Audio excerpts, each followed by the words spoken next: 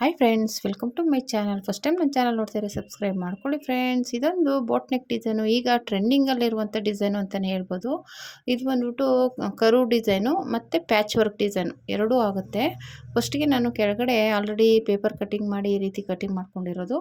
ಇವಾಗ ಇದನ್ನು ಈ ರೀತಿ ಸ್ಟಿಚ್ ಮಾಡ್ಕೋಬೇಕು. ಮಾಮೂಲಿ ಬ್ಲೌಸ್ ಪೀಸು ಮತ್ತು ಲೈನಿಂಗ್ ಪೀಸ್ ಎರಡೂ. ಇದ್ರ ಮೇಲೆ ಮತ್ತೆ ಎಕ್ಸ್ಟ್ರಾ ಬ್ಲೌಸ್ ಪೀಸು ಡಿಸೈನ್ ಬರುತ್ತೆ.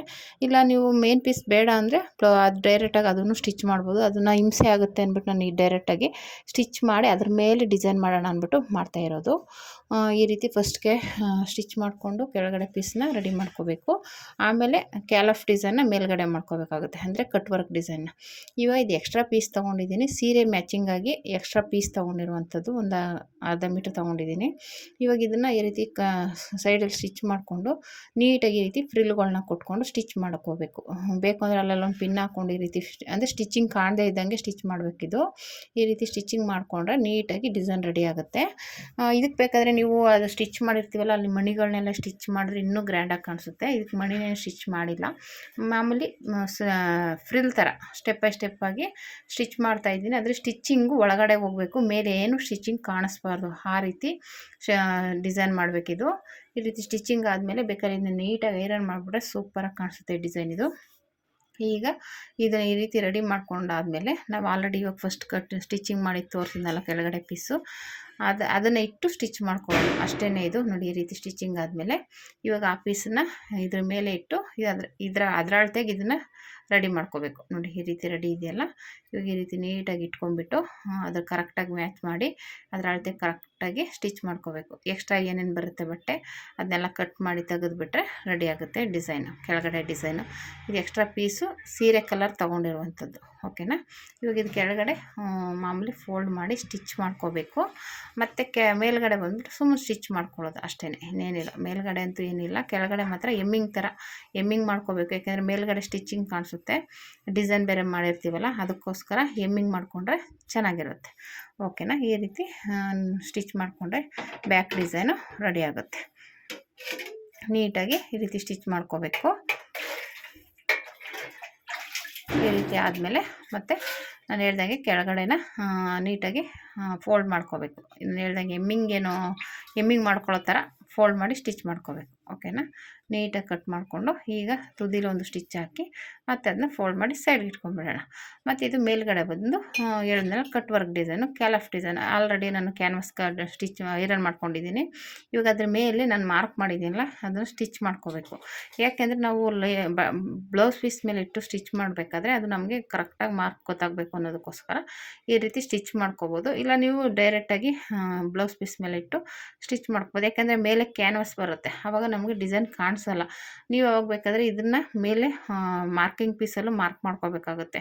ಹಂಗಾಗಿ ನಾನು ಸ್ಟಿಚ್ ಮಾಡ್ಕೊಂಡ್ಬಿಡ್ತೀನಿ, ಅವಾಗ ಮೇಲೆ ಕಾಣಿಸುತ್ತಲ್ಲ ಅದೇ ಸ್ಟಿಚಿಂಗ್ ಮೇಲೆ ಸ್ಟಿಚ್ ಮಾಡ್ಬೋದು ಅನ್ನೋದು ನನ್ನ ಇದು. ನೀವು ಬೇಕಾದರೆ ಮಾರ್ಕಿಂಗ್ ಪೀಸಲ್ಲಿ ಮಾರ್ಕ್ ಮಾಡ್ಕೊಂಡು ಬೇಕಂದರೆ ಸ್ಟಿಚ್ ಮಾಡ್ಕೋಬೋದು, ಓಕೆನಾ. ಈ ರೀತಿ ಸ್ಟಿಚಿಂಗ್ ಆದಮೇಲೆ ಇವಾಗ ಇದನ್ನು ಈ ಥರ ಬ್ಲೌಸ್ ಪೀಸ್ ಇಟ್ಕೊಂಡು ನೀಟಾಗಿ ಇವಾಗ ಇದ್ರ ಮೇಲೆ ನಾನು ಆಲ್ರೆಡಿ ಸ್ಟಿಚ್ ಮಾಡಿದ್ದೀನಲ್ಲ ಸುತ್ತ ಪಿನ್ ಹಾಕ್ಕೊಂಬಿಟ್ಟು ಇವಾಗ ಕರೆಕ್ಟಾಗಿ ಮಧ್ಯದಲ್ಲಿ ಮಾರ್ಕ್ ಮಾಡಿಕೊಂಡು ಮಧ್ಯ ಕರೆಕ್ಟಾಗಿ ಬರಬೇಕು. ಇಲ್ಲಾಂದರೆ ಏನಾಗುತ್ತೆ, ಆ ಕಡೆ ಏರ್ಪೇರ್ ಆಗಿಬಿಡುತ್ತೆ. ಅದಕ್ಕೋಸ್ಕರ ನೀಟಾಗಿ ಮಧ್ಯದಲ್ಲಿ ಇಟ್ಕೊಂಡು ಈಗ ಅದನ್ನು ಏನು ಕ್ಯಾಲಫ್ ಡಿಸೈನ್ ಇದೆಯಲ್ಲ ಕಟ್ ವರ್ಕ್ ಡಿಸೈನ್ನ ಸ್ಟಿಚ್ ಮಾಡ್ಕೋಬೇಕು. ಅಲ್ಲಿ ಹೇಗೆ ನಾನು ಸ್ಟಿಚ್ ಮಾಡಿದ್ನಲ್ಲ ಫಸ್ಟು ಕ್ಯಾನ್ವಾಸ್ ಮೇಲೆ, ಅದನ್ನು ಇವಾಗ ಮೇಲ್ಗಡೆ ಸ್ಟಿಚಿಂಗ್ ಕಾಣಿಸುತ್ತೆ. ಈ ಕ್ಯಾನ್ವಾಸ್ ಮೇಲೆ ಅದು ಸ್ಟಿಚಿಂಗ್ ಬಂದಿರೋದ್ರಿಂದ ಇವಾಗ ಅದ್ರ ಮೇಲೆ ಸುಮ್ಮನೆ ಸ್ಟಿಚ್ ಮಾಡ್ಕೊಂಡು ಹೋದರೆ ಆರಾಮಾಗಿ ಡಿಸೈನ್ ಈಸಿಯಾಗಿ ರೆಡಿ ಮಾಡ್ಕೊಂಬಿಡೋದು. ಇದು ಕಟ್ ವರ್ಕ್ ಡಿಸೈನ್ ಅಂತೂ ಈಸಿಯಾಗಿ ಮಾಡ್ಬೋದು, ತುಂಬ ಸುಲಭ. ನಾವು ಕ್ಯಾನ್ವಾಸ್ ಇಟ್ಕೊಂಡ್ಬಿಟ್ರೆ ಆರಾಮಾಗಿ ಸ್ಟಿಚ್ ಮಾಡ್ಕೋಬೋದು. ನೋಡಿ, ನಾನು ಸ್ಟಿಚ್ ಮಾಡ್ತಾಯಿದ್ದೀನಲ್ಲ, ತುದೀಲಿ ನೀಟಾಗಿ ಸುಜಿನ ಇಳಿಸಿ ಈ ರೀತಿ ಸ್ಟಿಚ್ ಮಾಡ್ಕೊಳ್ಳಿ ಅಷ್ಟೇ. ಇದು ತುಂಬ ನೀಟಾಗಿ ಬರುತ್ತೆ. ನೋಡೋದಕ್ಕೆ ಕಷ್ಟ, ಹೆಂಗಪ್ಪ ಸ್ಟಿಚ್ ಮಾಡೋದು ಅಂತ ಅನಿಸುತ್ತೆ. ನೀವು ಸ್ಟಿಚಿಂಗ್ ಮಾಡಿದ್ರೆ ಆರಾಮಾಗಿ ಮಾಡ್ಕೋಬೋದು, ಏನು ಕಷ್ಟನೇ ಇಲ್ಲ ಇದು. ನೋಡಿ ಈ ರೀತಿ ಅದು ಆಲ್ರೆಡಿ ಸ್ಟಿಚಿಂಗ್ ಮಾಡಿರೋದ್ರಿಂದ ಅದ್ರ ಮೇಲೆ ಸ್ಟಿಚಿಂಗ್ ಮಾಡ್ಕೊಂಬಂದರೆ ಸಾಕು, ಕಷ್ಟ ಅಂತೂ ಆಗಲ್ಲ. ಈ ಡಿಸೈನ್ನ ನೋಡೋರಿಗೆ ಕಷ್ಟ ಅನಿಸುತ್ತೆ, 1-2 ಬ್ಲೌಸು ನೀವು ಸ್ಟಿಚ್ ಮಾಡಿದ್ರೆ ಆರಾಮಾಗಿ ಸ್ಟಿಚ್ ಮಾಡ್ಕೋಬೋದು, ಓಕೆನಾ. ಈ ರೀತಿ ರೆಡಿ ಆಯಿತು ಕ್ಯಾಲಫ್ ಡಿಸೈನು. ಇವಾಗ ಇದಕ್ಕೆ ನೀಟಾಗಿ ಕಟ್ ಮಾಡ್ಕೋಬೇಕು. ಅದು ಹೇಗೆ ಡಿಸೈನ್ ಇದೆ ಹಾಗೆ ಕಟ್ ಮಾಡ್ಕೊಳ್ಳಿ. ಕಟ್ ಮಾಡುವಾಗ ಹುಷಾರು, ಯಾಕೆಂದರೆ ಒಂಚೂರು ಕಟ್ ಮಾಡಿದ್ರು ಮತ್ತೆ ಅದ್ರ ಮೇಲೆ ಸ್ಟಿಚಿಂಗ್ ಹಾಕೋಕೆ ಹೋಗಿ ಮತ್ತೆ ಸ್ವಲ್ಪ ಅಗಲ ಚಿಕ್ಕದು ದೊಡ್ಡದು ಆಗಿಬಿಡುತ್ತೆ. ನಾವು ಎಕ್ಸ್ಟ್ರಾ ಕಟ್ ಮಾಡಿದಾಗ ಮತ್ತೆ ಇನ್ನು ಸ್ಟಿಚಿಂಗ್ ಪಕ್ಕದಲ್ಲಿ ಹಾಕಬೇಕಾ, ಅವಾಗ ದೊಡ್ಡದು ಚಿಕ್ಕದಾಗ್ಬಿಡುತ್ತೆ ಡಿಸೈನು. ಅದು ಕ್ಯಾಲಫ್ ಡಿಸೈನು, ಕಟ್ ವರ್ಕ್ ಡಿಸೈನು. ಅದಕ್ಕೋಸ್ಕರ ಈ ರೀತಿ ಕಟ್ ವರ್ಕ್ ಡಿಸೈನ್ಗೆ ನ್ಯಾಚ್ ಹಾಕ್ಕೊಂಡು ನೀಟಾಗಿ ತಿರುಗಿಸ್ಕೊಂಡು ಒಂದು ಸೂಜಿಯಲ್ಲಿ ನೀಟಾಗಿ ತುದಿಲಿ ಎತ್ತಿ ತಿರುಗಿಸ್ಕೊಂಡು ಬೇಕು ಅಂದರೆ ನೀವು ಐರನ್ ಇದ್ದರೆ ಐರನ್ ಮಾಡ್ಕೊಂಬಿಡಿ, ಇನ್ನೂ ನೀಟಾಗಿ ಆಗುತ್ತೆ.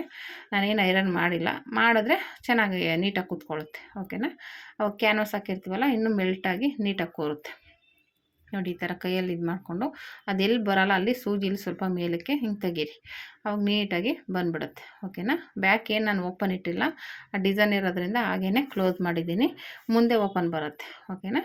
ಈ ರೀತಿ ಇಲ್ಲಿ ತೋರಿಸ್ತಾ ಇರೋ ಮಾಡಿಕೊಂಡು ನೀಟಾಗಿ ಅದನ್ನ ಫೋಲ್ಡ್ ಮಾಡಿ ಅದ್ರ ಮೇಲೆ ಒಂದು ಪಾಯಿಂಟ್ ಹೊಲಿಗೆ ಹಾಕ್ಕೊಂಬಿಡಿ. ಅವಾಗೇನಾಗುತ್ತೆ ಡಿಸೈನು ನೀಟಾಗಿ ಬರುತ್ತೆ. ಹೇಳ್ದಂಗೆ ಐರನ್ ಮಾಡ್ಕೊಂಬಿಟ್ರೆ ಇನ್ನೂ ನೀಟಾಗಿ ಬರುತ್ತೆ, ಪರ್ಫೆಕ್ಟಾಗಿ ಡಿಸೈನ್ ಅಂತೂ ಸೂಪರಾಗಿ ಕಾಣಿಸುತ್ತೆ. ಓಕೆನಾ. ನೋಡಿ ಈ ರೀತಿ ರೆಡಿ ಆಯಿತು. ಇವಾಗ ಇದಕ್ಕೆ ನಾನು ಹೇಳ್ದಂಗೆ ಮೇಲೆ ಒಂದು ಪಾಯಿಂಟ್ ಹೊಲಿಗೆ ಹಾಕ್ಕೊಂಬಿಟ್ಟು ಸುತ್ತ ಸ್ಟಿಚಿಂಗ್ ಹಾಕ್ಕೊಂಡ್ರೆ ನಮಗೆ ರೆಡಿ ಆಗುತ್ತೆ ಡಿಸೈನ್. ಕ್ಯಾಲಫ್ ಡಿಸೈನ್ ಅಂತಾರೆ, ಕಟ್ ವರ್ಕ್ ಡಿಸೈನ್ ಅಂತಾರೆ. ಇವು ತುಂಬ ಟ್ರೆಂಡಿಂಗಲ್ಲಿರುವಂಥ ಡಿಸೈನ್ ಇದು. ಈ ಥರದಂತೂ ತುಂಬ ಡಿಸೈನ್ ನಾನು 2-3 ಜನಕ್ಕೆ ಹೊಲ್ಕೊಟ್ಟಿದ್ದೀನಿ ಈ ಡಿಸೈನ್ನ. ಅದು ಈ ಥರ ಬೋಟ್ ನೆಕ್ ಡಿಸೈನಲ್ಲಿ ಕೆಳಗಡೆ ಸ್ವಲ್ಪ ಬಟ್ಟೆ ಕೊಟ್ಟಿರಲಿಲ್ಲ, ಹಾಗೇ ಹೊಲ್ತಿದ್ದೆ. ಇವ್ರಿಗೆ ಎಕ್ಸ್ಟ್ರಾ ಬಟ್ಟೆ ಕೊಟ್ಟು ಸ್ಟಿಚ್ ಮಾಡ್ತಾಯಿದ್ದೀನಿ. ಹಾಗಾಗಿ ಚೆನ್ನಾಗಿ ಬಂದಿದೆ ಇದು ಡಿಸೈನು. ಅದು ಇನ್ನೊಂದೂ ಅಷ್ಟೇ, ಅದೇ ಬಟ್ಟೆಯಲ್ಲಿ ಬ್ಲೌಸ್ ಪೀಸಲ್ಲಿ ಏನಿರುತ್ತೆ ಅದನ್ನೇ ಇಟ್ಟು ಸ್ಟಿಚ್ ಮಾಡಿದೆ, ಸೇಮ್ ಡಿಸೈನ್ನೇ. ಇದಕ್ಕೆ ಕೆಳಗಡೆ ಒಂಚೂರು ಡಿಸೈನಾಗಿ ಕಾಣಿಸ್ಲಿ ಅಂತ ಎಕ್ಸ್ಟ್ರಾ ಡಿಸೈನ್ಗೆ ಫ್ರಿಲ್ ಡಿಸೈನ್ ಕೊಟ್ಟು ಮಾಡಿರುವಂಥದ್ದು.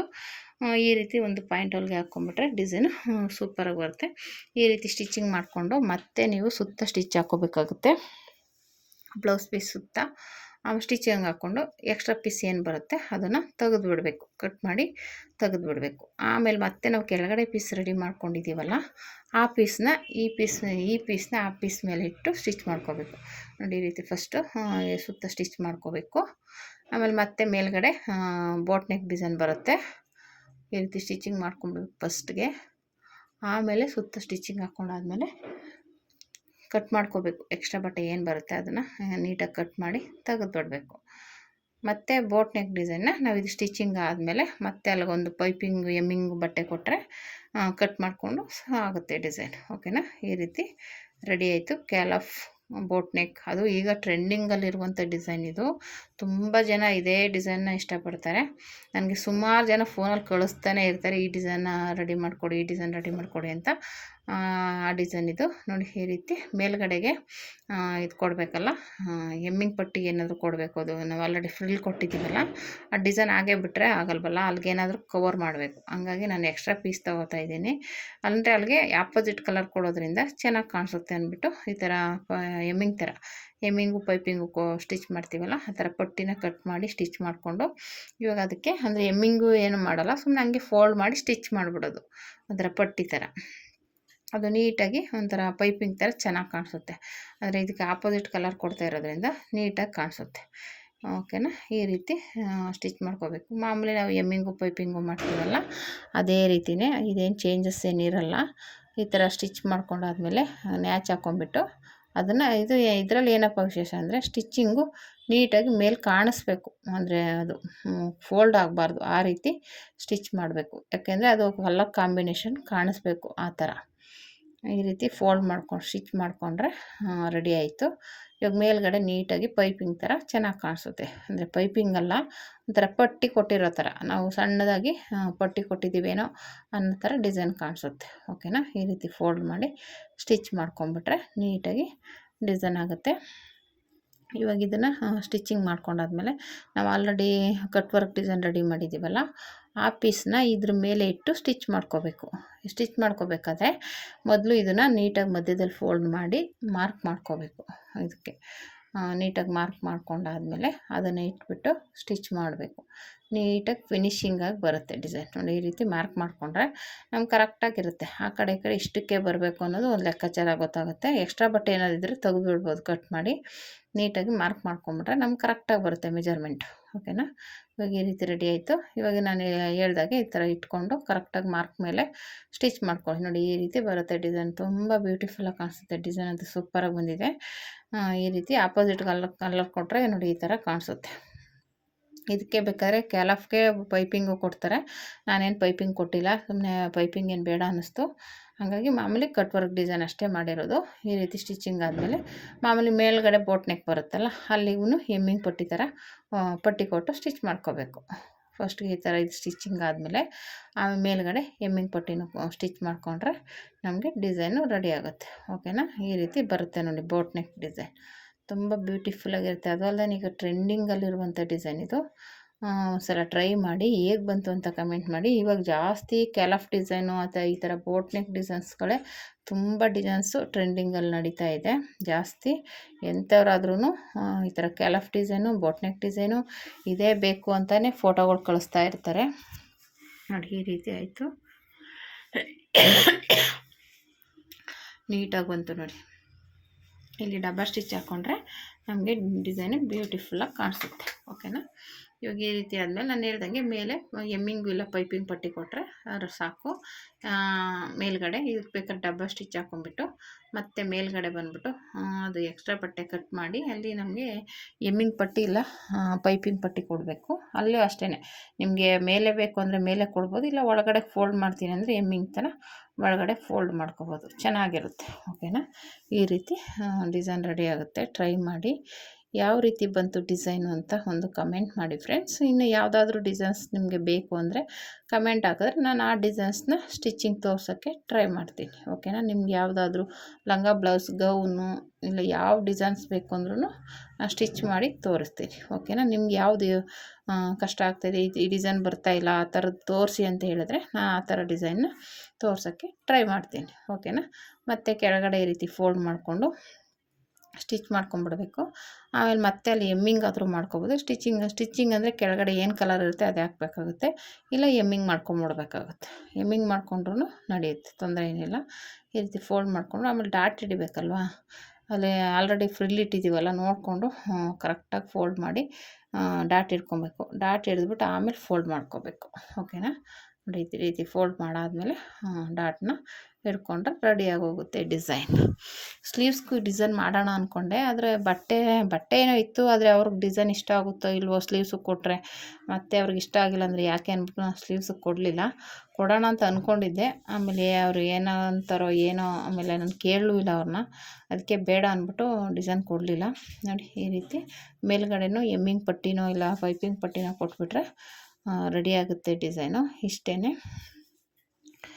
ಸ್ಟಿಚ್ಚಿಂಗ್ ಮಾಡೋವರೆಗೂ ಕಷ್ಟ. ಸ್ಟಿಚ್ಚಿಂಗ್ ಬಂದುಬಿಟ್ರೆ ಆರಾಮಾಗಿ ಯಾವ ಡಿಸೈನ್ ಆದರೂ ಸ್ಟಿಚ್ ಮಾಡ್ಬೋದು.